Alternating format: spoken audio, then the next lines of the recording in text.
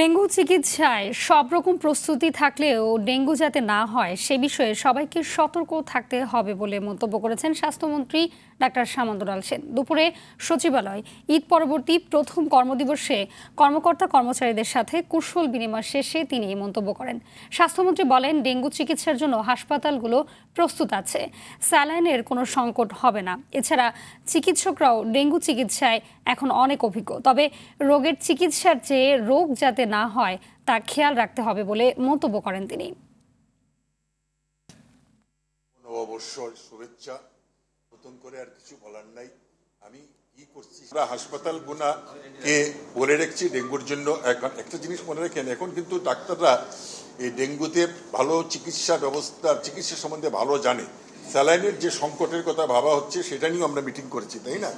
আমি আশা করি সে ধরনের কোনো সংকট হবে না, তবে ডেঙ্গু না হোক এইটা হলো আমাদের সবার প্রার্থনা।